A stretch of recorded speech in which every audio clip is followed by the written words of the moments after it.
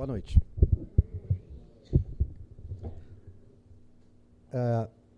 Deus, o que sabemos dele? Este é o título que nós combinamos de intitular este trabalho de hoje, essa conversa. Muito mais do que uma conversa, do que um trabalho, um convite para que cada um reflita um pouquinho. Por que surgiu essa ideia de tratar deste tema? O escritor Zalmino Zimmermann é um desembargador, hoje aposentado lá do estado de São Paulo. Ele tem publicado vários livros de estudos sobre a doutrina espírita, e num deles, que ele editou em 2013, chama-se Espiritismo no século XXI, ele faz uma análise extremamente profunda e aprofundada sobre a doutrina espírita, o caráter dela e como ela deve se apresentar para cada um de nós. Zalmino, depois de ter estudado muito, para vocês terem uma ideia, ele cita no próprio livro dele mais de 400 obras que ele estudou.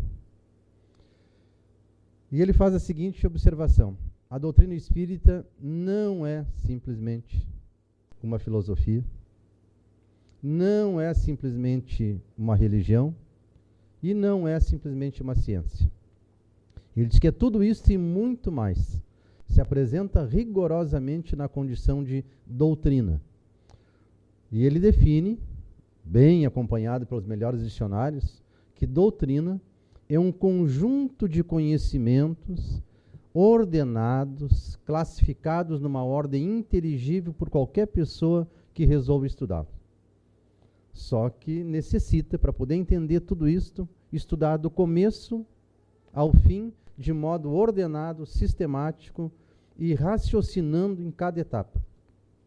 Ele diz, num dos comentários da própria obra, que ele diz que é a mesma coisa alguém, um estudante, uma criança, um jovem, estudar matemática. Ninguém consegue entender as grandes equações, os grandes problemas de matemática, se não conhecer os números. E a ordem dos números, e a soma, e a multiplicação, e a divisão, aquelas operações mais elementares. Então ele recomenda, o professor Zalmino, que se faça isso com a doutrina espírita. Que cada um procure nela um ponto de apoio, um só, um ponto bem pequenininho, que lhe sirva como alicerce, e a partir daí ele vai acompanhando, progredindo no estudo, progredindo no conhecimento, até que um determinado dia, num determinado momento, ele vai receber um choque de felicidade, porque ele vai estar entendendo não a doutrina espírita, mas vai estar entendendo a própria vida. É um livro extraordinário.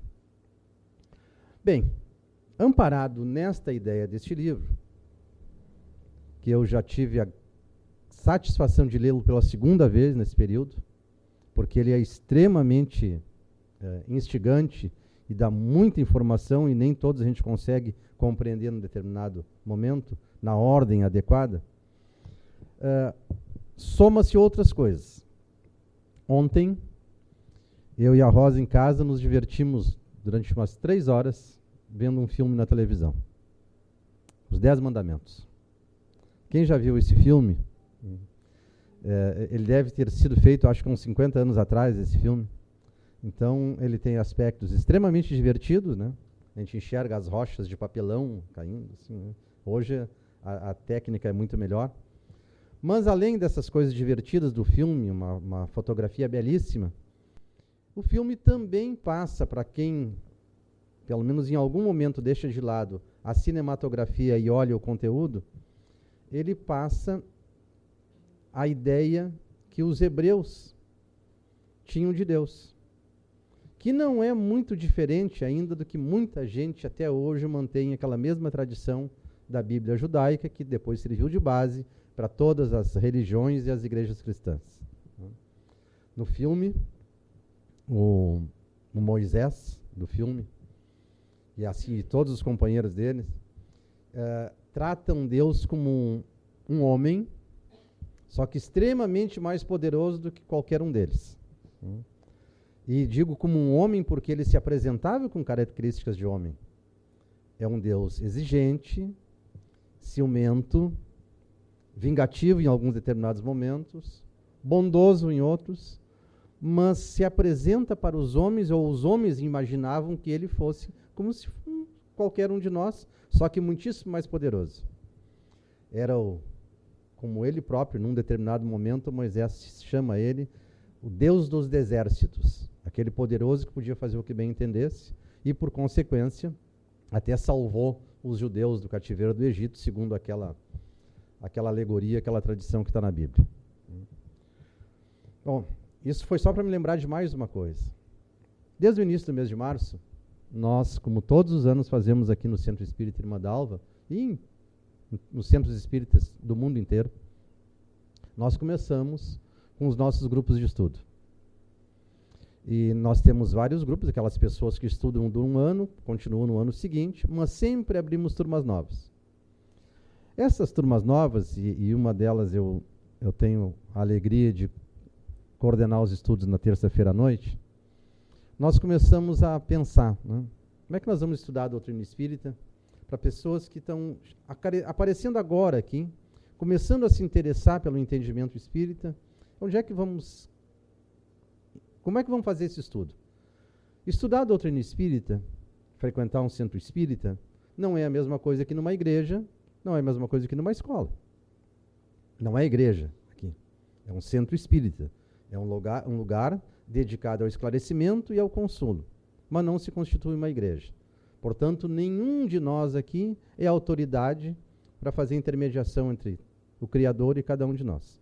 Nós tentamos mutuamente nos auxiliar.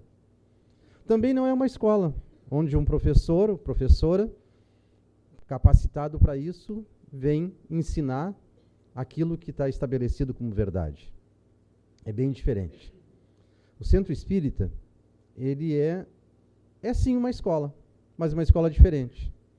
É uma escola que, auxiliando aquele que vem estudar, não o aluno, aquele que vem estudar, a si próprio em primeiro lugar, consegue compreender como a doutrina espírita pode nos ajudar a pensar a própria vida. Não sendo igreja, ele ajuda a consolar cada um depois que nós nos esclarecemos e compreendemos adequadamente a nossa posição na própria vida e o papel de cada um de nós na nossa sociedade.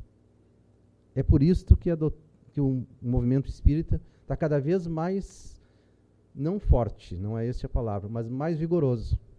Porque nós tomamos por princípio, muito bem recomendado por Kardec já há 150 anos, dizendo que todo o ensinamento espírita ele deve ser absorvido por cada um de acordo com a sua capacidade de raciocinar. Mas para isso mesmo também Kardec disse no início dos tempos espíritas, o estudo e o entendimento tem que ser sistemático. Ora, vamos imaginar um pedreiro que resolva construir uma casa, ou construir um muro, qualquer estrutura. Se ele tiver um mínimo de bom senso, o mínimo de cuidado para fazer uma obra duradoura, que tenha uma utilidade no futuro, e não importa que obra seja, uma casa para ele morar, um muro para separar das pessoas, qualquer coisa que ele queira fazer. Se ele tiver esse mínimo de bom senso, ele vai pensar, em primeiro lugar, em qual será o alicerce que ele vai suportar aquela construção. Aonde ele vai sedimentar com clareza tudo aquilo que ele pretende construir. Vale a mesma coisa para um estudante de uma escola normal. Se a criança vai para a escola sem nenhuma orientação dos seus pais, do que ela vai fazer naquela escola, qual é o sentido de ela aprender alguma coisa, provavelmente será sempre um estudante medíocre, que até pode passar de ano, mas não avança por conta própria. Agora, aquela criança que for bem orientada em casa, em que o pai e mãe conseguem mostrar para ela que ela vai estudar e vai várias coisas, uma encadeada na outra, ela por si própria ela vai tendo aquela vontade de crescer. E é isso que nós estamos tentando fazer aqui nos nossos grupos de estudo. O desafio da turma que começou a estudar a doutrina espírita este ano, o desafio que ainda não está concluído, nós passamos um mês já discutindo, nós estamos tentando entender quem é Deus. Essa é a nossa grande dificuldade. Este é o nosso grande desafio E este será o nosso caminho, quem sabe, pelo restante da vida, quando a gente continuar estudando. Porque mesmo que nós chegamos lá no final, lendo tudo que está escrito sobre o Espiritismo no mundo, compreendendo tudo isto, se nós não periodicamente retornarmos para essa primeira pergunta inicial, quem é Deus, o que é Deus, Deus existe, como é que Ele é, o que nós sabemos dele ao final, se essa pergunta não estiver satisfatoriamente respondida para cada um, mesmo que de modo limitado, não avançamos. Não serve para nada. Mateus começou a oração onde convidou todos nós a pensarmos um pouquinho em nós mesmos para iniciar esse trabalho. Ele falou, nós estamos aqui como filhos deste Deus. É claro que ele não se refere a como filhos, como nós temos filhos e como nós fomos e somos filhos também do nosso pai e da nossa mãe. É num sentido até poético, mas no sentido que nós somos efetivamente criaturas de um determinado Deus. E de novo, a partir daí, tendo aceitado o convite do Mateus, nós temos de novo o desafio. Que Deus é este? O que nós sabemos a respeito dele para poder, neste momento que ele faz um convite dessa natureza, nós darmos a resposta no nosso coração, no nosso pensamento. Kardec, sem dúvida nenhuma, sob o aspecto moral e de pensamento organizado, uma das maiores inteligências que já se manifestou nesse mundo, ele passou anos interrogando o mundo espiritual a respeito de tudo. Pediu ajuda para outras pessoas e todos consultando o mundo espiritual a respeito da realidade da própria vida. Quando ele se deu minimamente satisfeito com o que ele sabia, ele recebeu a tarefa do mundo espiritual de organizar esse conhecimento para que nós todos pudéssemos desfrutar dele. E nessa tarefa fantástica, gigantesca, Kardec inicia perguntando ao mundo espiritual que é Deus. E olhem só, gente, ele não perguntou quem é Deus, porque Kardec já tinha evoluído, ele já tinha estudado. Ele sabia que o Deus não podia ser aquele do filme de ontem, aquele que é a nossa imagem e semelhança, né? Porque a ideia de Deus, nós é que inventamos uma ideia de Deus, e por isso que dissemos que nós somos feitos à imagem e semelhança dele. Mas ele não pode ser isso, tem que ser muito mais. Então Kardec não pergunta quem é, nem como. Kardec pergunta que é Deus, não o quê, que. E o mundo espiritual, sabendo que nós temos imensas dificuldades de entendimento, responde simplesmente: é a inteligência suprema, a causa de tudo que existe. Pronto, e acabou. Kardec continua interrogando, querendo saber um pouco mais, eles não pensam nisso, não conseguem entender. Parem por aí. Vocês, a humanidade, não está em condições de compreender a natureza de Deus. Vamos com calma. Te contenta com esta ideia. É o Criador de tudo que existe no universo. Kardec pergunta um pouco mais, mas como? Como é isso? Como é esse universo? Ele diz, olha, vamos ficar também de novo com a base de tudo isso aqui. Ele é o Criador. Do pensamento dele, da vontade dele, foi criado tudo que existe. E tudo que existe é aquilo que é matéria e aquilo que é espírito. Kardec tenta perguntar um pouco mais. Como é que eu defino a matéria? Como é a intimidade da matéria? Ele diz, não. Este assunto não é nosso assunto. Este assunto, vocês, os homens, no sentido de humanidade, né? Nós todos, homens e mulheres, vocês, os homens, conforme forem pensando, raciocinando e observando com cuidado, vocês vão compreender toda essa realidade da matéria. Mas também com calma. É muita coisa, é muito difícil, mas aos poucos vocês vão avançando. E se de fato, né, meus caros, se nós olharmos o que nós sabemos hoje sobre a natureza, sobre o universo, comparado com o que sabia no tempo de Kardec, há 150 anos atrás, não dá para imaginar a diferença. Nós sabemos muito, muito, muito, muito. Sabendo, especialmente, que não sabemos quase nada a respeito do universo. Mas Kardec pergunta, então, E o mundo espírita? Mundo espiritual, perdão. Qual é a natureza dele? Kardec diz também, aliás, o mundo espiritual diz para Kardec, também vamos com calma. Não é possível ainda que vocês possam compreender a natureza do mundo espiritual. Mas percebam que há algumas coisas que vocês podem, sem esperar a resposta, pelo simples raciocínio, acompanhar. Diz o seguinte: o universo foi criado por Deus, o Criador de tudo. E Ele criou no mesmo momento, porque Ele é único, Ele criou no mesmo momento a matéria e o espírito. O espírito é a expressão da inteligência. É assim a melhor definição possível do que é o espírito. A expressão da inteligência no universo.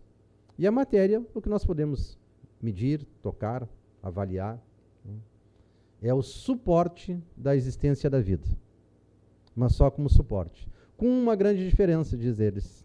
O mundo espiritual nos diz. Este universo, ele está sujeito a leis obrigatórias da matéria. Portanto, ele surgiu, cresceu, se expandiu, continua se expandindo de uma maneira extraordinária, mas ele não é estável.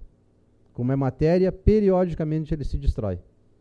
E junta os seus restos, seus retalhos, e constrói nova matéria. É o que a ciência hoje nos prova. Nós temos em determinados eventos no universo que uma estrela inteira explode, desaparece, e aquela energia, aquela matéria que sobra daquela estrela ajuda a formar uma nova. O universo é assim, o universo físico. E ele continua existindo. Mas e o espírito, então? O que acontece com ele? O espírito é diferente. Ele jamais se destrói. Ele só se transforma. Ou seja, ele evolui constantemente. Desde o momento em que ele foi criado, lá no início dos tempos, ele não acaba nunca mais. Mas ele muda constantemente. E é nesta mudança, neste processo de mudança constante, desde que submetido ao esforço de cada um de nós um dia chegará a compreender a natureza de Deus. Quando estivermos próximos dele, não proximidade física, num paraíso localizado, que nem Moisés acreditava, mas quando nós estivermos próximo deles, em condições morais e em condições de entendimento.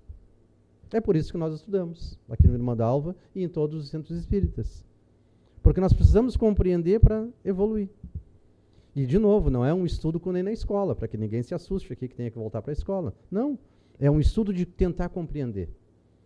Onde cada um é absolutamente igual ao outro e tenta compreender um pouquinho mais. E, neste aspecto, nós temos sempre o auxílio do mundo espiritual pela obra de Kardec. Kardec faz a seguinte indagação para o mundo espiritual. Como é que nós podemos, se não podemos compreender a natureza de Deus, o que nós podemos saber a respeito dele agora, neste momento? Alguma informação que nós possamos, com um pouquinho de esforço, compreender. Então, o mundo espiritual diz o seguinte: ora, se nós não podemos compreender como ele é, vamos tentar identificar algumas qualidades, alguns atributos, algumas formas de tentar identificar este Criador. Se nós conseguirmos compreender todas elas num conjunto, nós teremos uma ideia suficiente para compreender, até agora, que é Deus. Então, eles dizem o seguinte, o mundo espiritual. Primeira condição: Deus, este Criador do universo, ele é eterno. Parece estranho, né? Começar por aí. Mas a razão é muito lógica. Ele diz, se não fosse eterno, ele teria que ter tido um começo. Ora, se ele é a inteligência que criou o que existe, como ele pode ter tido um começo? Ele existiu sempre. Kardec pergunta de novo, mas o que é o tempo então? Eu disse, calma. Essa é uma informação que vocês vão ter que descobrir com muito tempo. Porque até hoje, nem os próprios cientistas que se dedicam a isso têm um conceito absolutamente tranquilo sobre o que é o tempo. Porque tem muita coisa em volta disso. Mas a ideia é esta: Deus é eterno. Não foi criado por ninguém, nem surgiu do nada. Ele sempre existiu. Dificílimo para cada um de nós compreender uma coisa desta. Mas esta é a base. Sempre existiu a inteligência criadora que criou o próprio universo. Eles seguem perguntando uma outra coisa, não esqueçam. Deus é imutável. Ele sempre foi e sempre será rigorosamente o mesmo.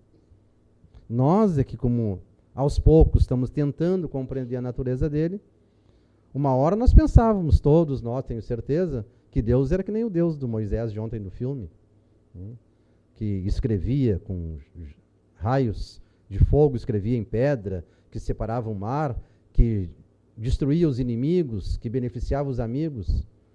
Nós é que imaginamos isso. Na verdade, o mundo espiritual diz que não. Deus não é nada disso. Deus é amor puro e sempre foi, e não tem nenhuma participação por vontade própria nesses fenômenos da matéria. Nada. E ele é sempre o mesmo. O Deus que existiu no início dos tempos, quando surgiu o universo, e aquele que pela eternidade afora, não muda. É sempre o mesmo. Porque se ele fosse mutável, se ele pudesse modificar a si próprio a cada momento, o universo, a nossa vida não teria estabilidade. Porque nós poderíamos imaginar que hoje ele quer uma coisa de mim e amanhã pode querer outra. Não, ele é sempre o mesmo. Por difícil que seja compreender isso, a resposta é muito clara. Deus não muda. Nós é que mudamos, felizmente.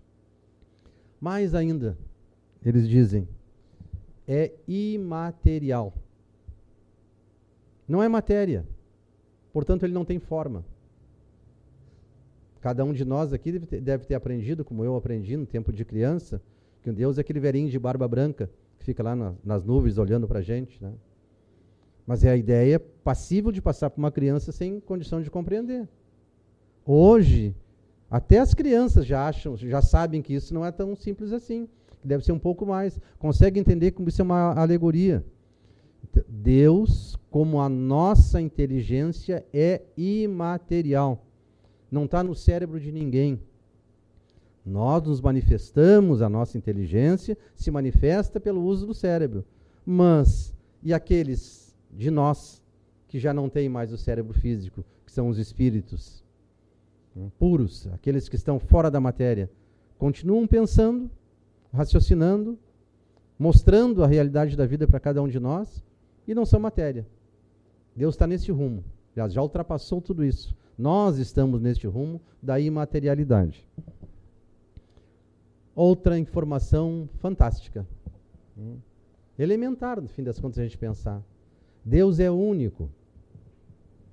É um só. Não existe dois. Não existe duas formas. Um só. Uma única inteligência. Por que será isto? Os espíritos respondem, mas imaginem se houvesse 2, 3, 4. Cada um absolutamente inteligente, capaz de tudo, totalmente poderoso.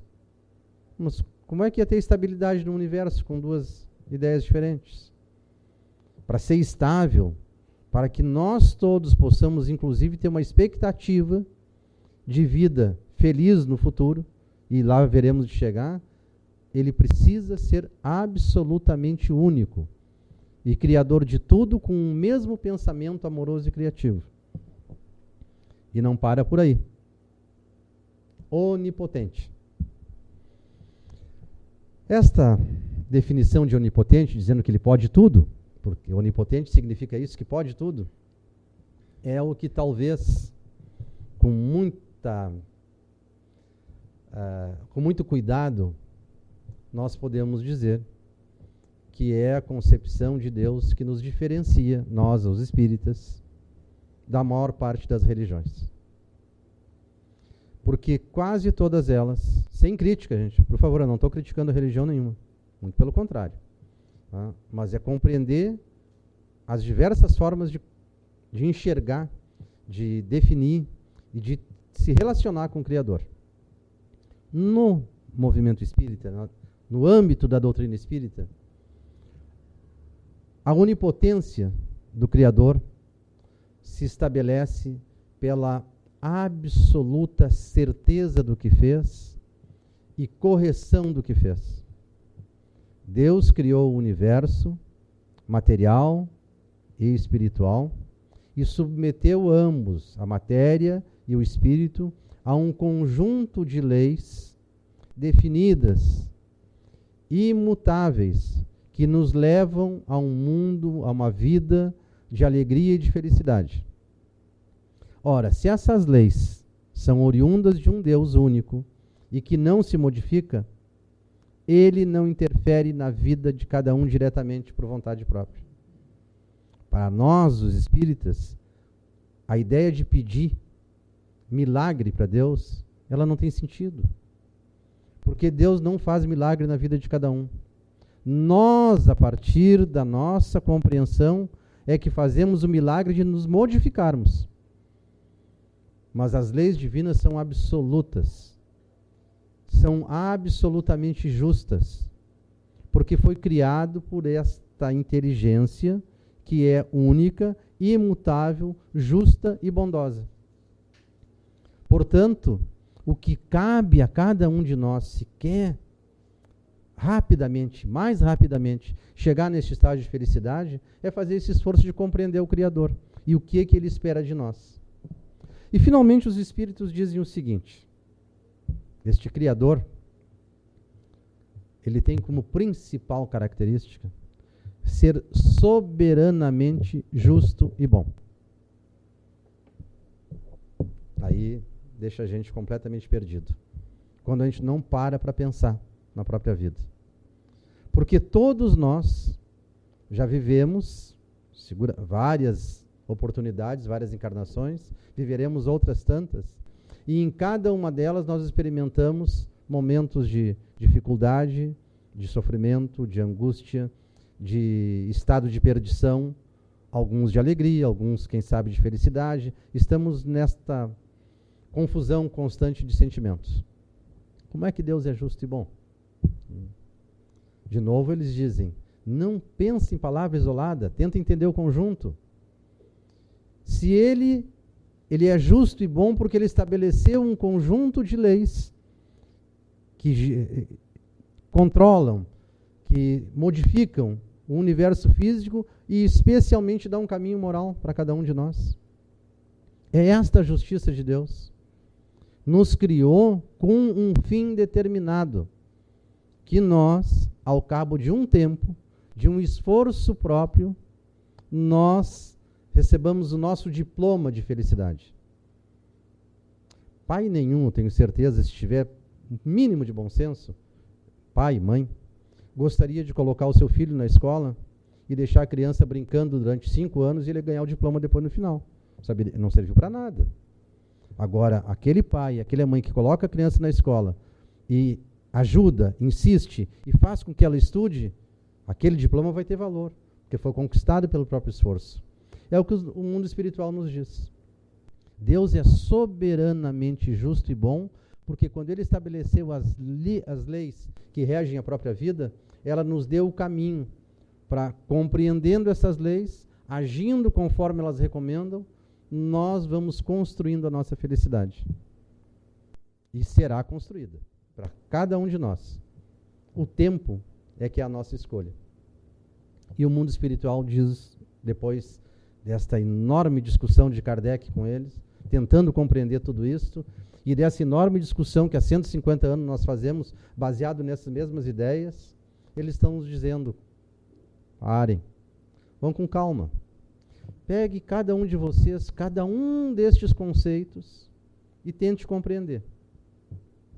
O que eles nos afirmam, sem medo de errar, e nem precisaria disso, porque deve ser evidente para cada um de nós, que Deus existe. E estes são os atributos mínimos dele. Ele tem que ser eterno, tem que ser imutável, absolutamente justo e bom, porque senão não tem sentido a ideia de Deus. Se nós não compreendermos isto, se nós não aceitarmos isso, eu nem vou dizer compreensão, porque depende muito de cada um, né? Mas se nós não aceitarmos pelo menos essa ideia, a partir daí nós vamos estar subindo uma escada, sim, sempre, em evolução, mas uma escada com os degraus um pouquinho bambos. Se nós, ao contrário, nós conseguirmos colocar na nossa mente, no nosso coração, a ideia de que existe um Criador e que ele tem estas qualidades, esses atributos, especialmente da justiça e da bondade, do amor constante, a partir daí nós podemos seguir com muita rapidez, compreendendo cada dia um pouco melhor as nossas atitudes e a nossa necessidade de mudança de atitude.